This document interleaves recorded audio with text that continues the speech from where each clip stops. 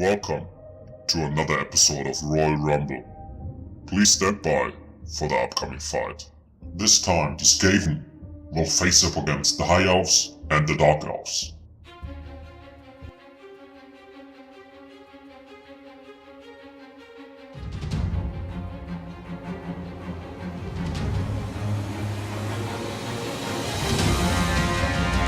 So welcome to another episode of Royal Rumble and thank you for tuning in.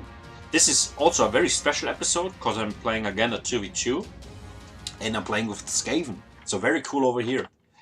I'm playing again with one of my subscribers, der Jäger, and he's playing the Lizard Man. So first of all, if you would like to play a 2v2 with me, please let me know. I would love to do this. If I have time, I always will play with you and also will cast the game afterwards for the channel. So if you have any interest to play with me, a 2v2 or stuff like that, and of course I will do that. If I have time, please let me know. So we are facing up against a Dark Elf player and a High Elf player. So very cool over here, because we have all four factions in this game, and the battle overall is really, really cool. I recommend that to that you watch this game to the end. So this is a really cool game. Let's go to our army compositions over here. So I will not go in every detail, of course it will take too long. I will start with my partner, the Jäger, over here. So he has a very cheap front line of Skin Cohort mid shield, but directly behind that we have Temple Guards and Croxy Gauls. So very elite backline to support the front line over here. Very good. Then we have a Croc-Gar, the best duelist, the best melee combat fighter in hero, best melee combat lord in the game on this Carnosaur. Performance is very strong, very good over here. So a lot of mobility also and very strong unit. So this is the colic of the Total War Warhammer 2 game, if you can say that. And then we have a Skink Priest over here, a Spellcaster with a Flock of Doom and all that stuff. Directly behind that we have Skink Cohort with Javelins, also to shoot, of course, to the front line. If the front line fight begins, to shoot on enemy units. The range is really low, I think. So we have a range of 80, but it's really good to bring them in addition to the front line. It's very close to that, so they can shoot on the front line over here. In the last line, we have Saurus with Spears, 3 units. To protect the backline from charge-ins and from flankings of cavalry and all that stuff, so that the backline and the sides are protected. Then we have a Skink Chief on this flying mount and causing a lot of missile damage and can do a lot of harass damage in the pre-combat, and very good over here. Then we have a group of feral cold ones. These guys causing armor piercing damage, a lot of armor piercing damage.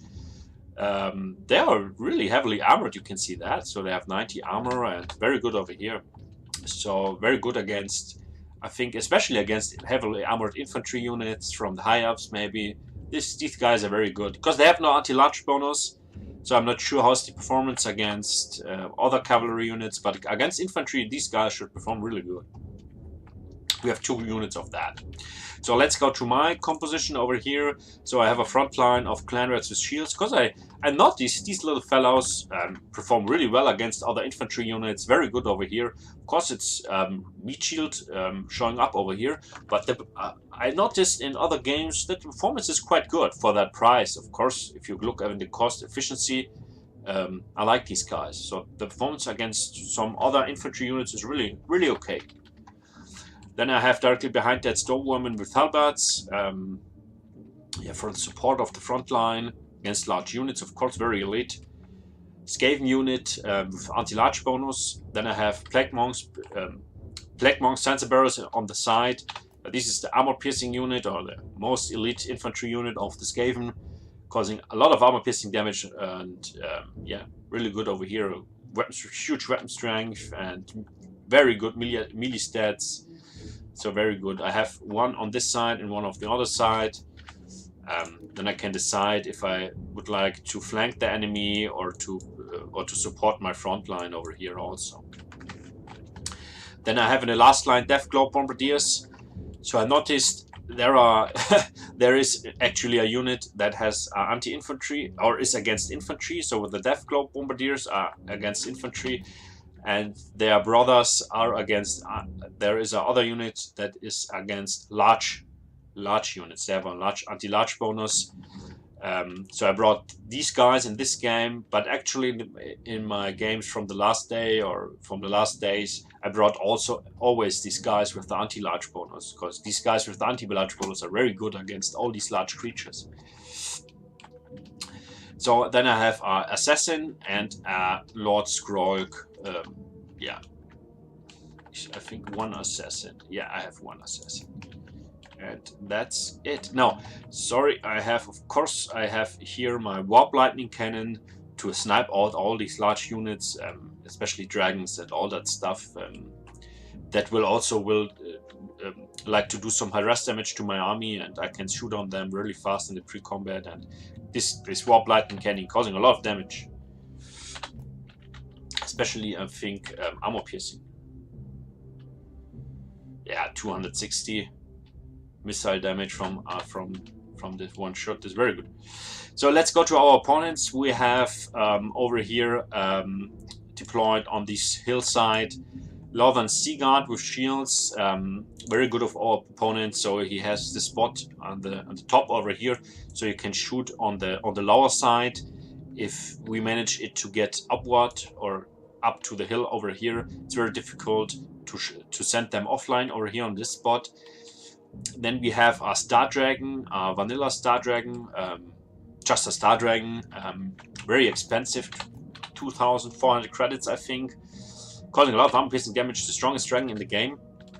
But as I said, of course, it's very expensive.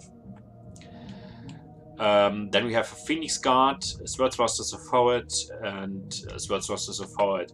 I think the plan was here to this little ambush over here. You can say that maybe. That when we would like to, or when we get up over here, they came from the forest over here, and then we are in the trap, and yeah. And also over here you can see that Dark Shards deployed over here from the Dark Elf player. It's a very good deployment from our opponents. Then we have a Prince over here. He's also on a dragon, so he's actually on a Moon Dragon. So very cool. The Moon Dragon is the dragon I like most, because he's the most beautiful dragon in my opinion. I like this Moon Dragon. Really cool over here, but a very expensive army of my opponent. But yeah, very expensive. So as I said, Phoenix Guard and all that stuff in the back line. So let's go to my to the Dark Elf player. We have a lot of black cursors, very good, very strong damage dealer, especially very good against these Skaven units, of course. Then we have a Death Hack over here, these type Mortis Engine, chariot style, so causing poison attacks, and they have anti-infantry bonus of 20, causing a lot of damage, also armor piercing damage, a lot of that, 80. So very good over here against the Skaven, cause fear and terror, and very good against the Skaven especially. So it's very difficult to handle that. So you have to handle it with Stormvermin over here, in my opinion.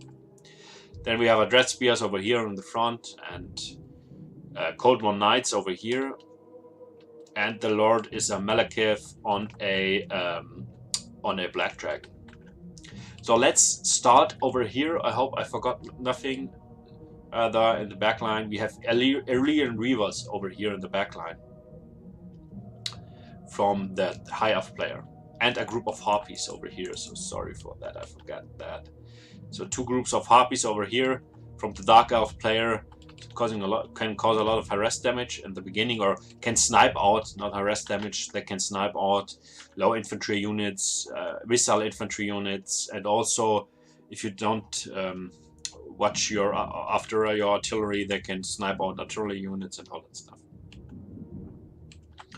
Then we have Illyrian Reavers over here.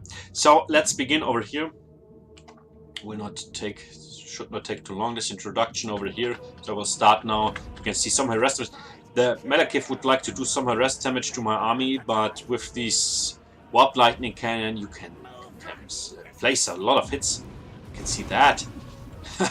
So I like this option with the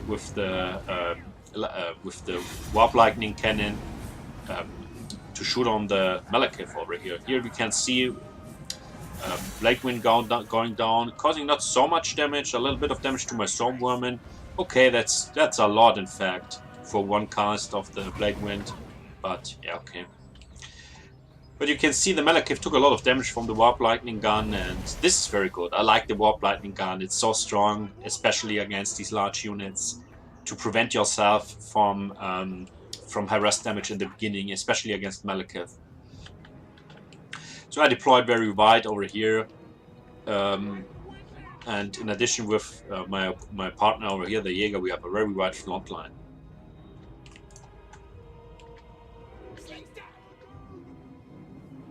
So we have on this side the Cold War Knights would like to flank, but I noticed that, of course, so I sent them my Stormvermin over here to protect this side over here. You can see the problem of our opponent was that they have no artillery over here, so they can force us to move the hill upward.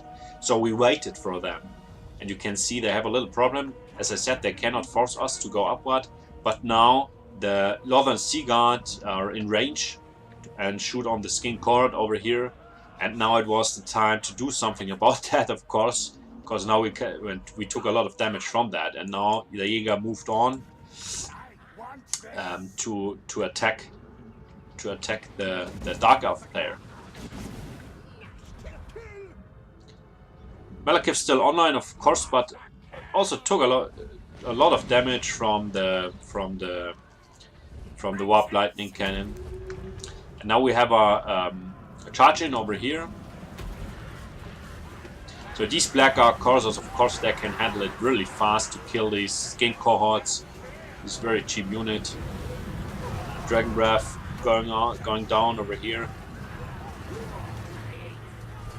But Temple Guards kick in, and these Temple Guards will make a short process with these Black Ark Corsairs.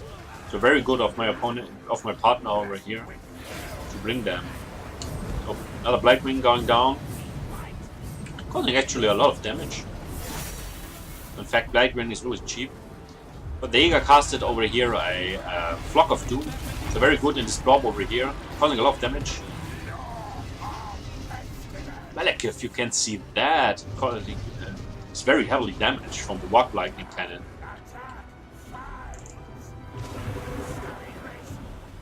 So this was in fact my plague, and I casted it on the Illyrian Reavers, and they took a lot of damage from that.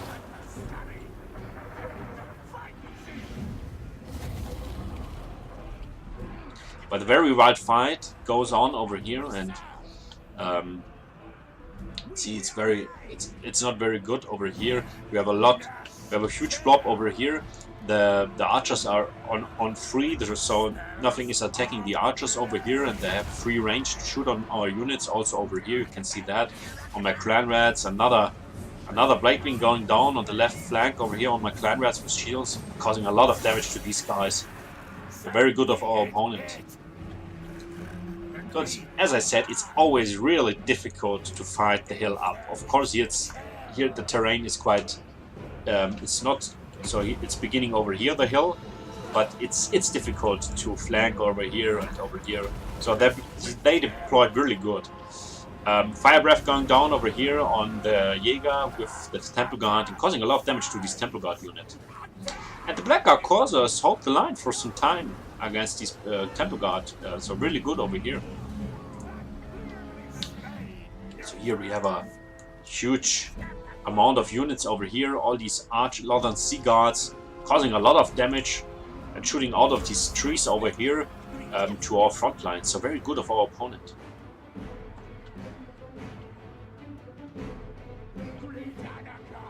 So very wide fight. So the Star Dragon landing in this Skin Cohort with Javelins. And of course, this is one thing the Dragons are designed for, to compete against these low-tier missile infantry units. They can send them. The Dragons can send them offline really fast. This is one really good thing Dragons are designed for, to send such a unit of missile infantry offline really fast. still a huge, we get a huge damage from these guys over here. They're causing a lot of damage to our front line. And as I said, it's really difficult for us to move upward. But now I managed it to break up the left flank and to go upward with my clan rats and my plague monks. And of course I directly sent them into this Northern Sea Guard. You have to send all these missile infantry offline really fast. Of course I also have an assassin over here. And Prince on this Moondragon took a lot of damage. Sorry, I'm not sure. This is not... Maybe this is not the Moondragon, this is the Sun Dragon, or... this is a Sun Dragon.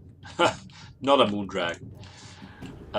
But anyway, you can see he's nearly dead, so he has only a few health points left, 300. And I think all this damage was, the most of this damage was from the warp lightning cannon, and very good over here. So the death hack directly dive in my clan rats with shield, and so really good over here. And this is also this death hack is designed to do something like that, to bring these small rats to rout really fast.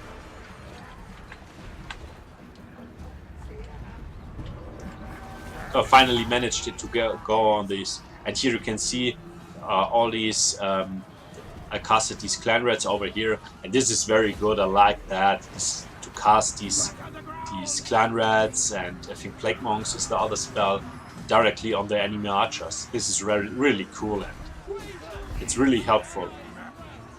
And you can see the Northern Sea Guard have quite good melee stats, so they're really able to hold the line for some time. But now they get really sandwiched from the clan rats. Of course, they're very cheap and very low tier infantry unit. But we have also clan rats with shields over here, and yeah, it was not so easy, but I managed it over the time. You can see they're shaking and routing now to clean this up over here. Some routing units. The Croxigor is routing over here, and you can see the Crocar of the Jäger is still online. Make a lot of kills, 69 over here, so very good performance. He has still the Pharaoh Cold ones on this left, and very good over here from the Jäger. He cleaned everything up, all these cavalry units and all this stuff with this Pharaoh Cold ones over here. And also he has this Skink Chief over here, so I also think he's causing a lot of damage with the Skink Chief to the dragons, and this is one of the reasons the dragons get so much damage also. You can see the Star Dragon is very heavily damaged over here.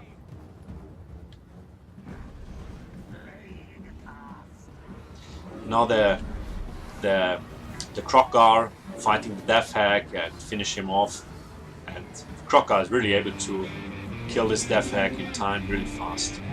And it's over here.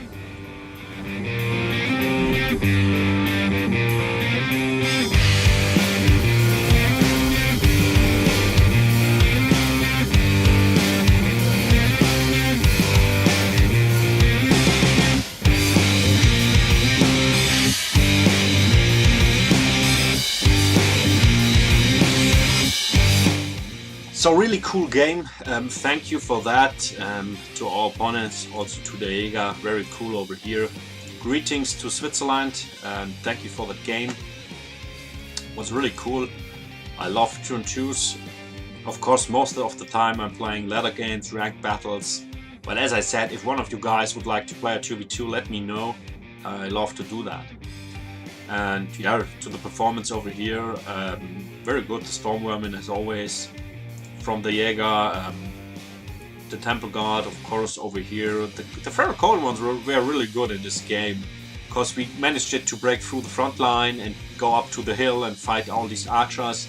And with these Pharaoh Cold ones, he was able to clean that field off. So the last routing units, the last units there, which are fighting of our opponents, they cleaned that up. So very good of the Jäger, and very good over here to bring these two guys, and very good. Then let's go to our opponents. Over here, we have, of course, very elite infantry roster of the one of the higher player. We have Stratomaster of Howitt here with a lot of kills. Also the Slaughter and Sea God, of course, we can in the late game we are managed to kill them or to bring them to rout, but to this time they're making a lot of kills over here, so very good of our opponent. Also the Star Dragon, of course, 80 kills over here, and as I said, the Prince was on the Sun Dragon and also making a lot of kills, so causing a lot of damage and making a lot of kills. And then we have our Dark Elf player, so the Death Hack, you can see that. 200 kills, so very good. As I said, like, the Death Hack is really good against these Skaven, so I think the most kills were against me, not against the Jäger. So causing this chariot causing a lot of damage to these Skaven. Malekith also making a lot of kills, even if we are managed to kill him. But I think with the spells, very good placed blade wings and very good over here. So the spells over here cause a lot of damage and making a lot of kills. And the Black Orc Corsairs also the performance very good, pure damage dealer, as I said. And so thank you for tuning in, and hope you enjoyed this episode over here, and see you on the next episode. Thank you.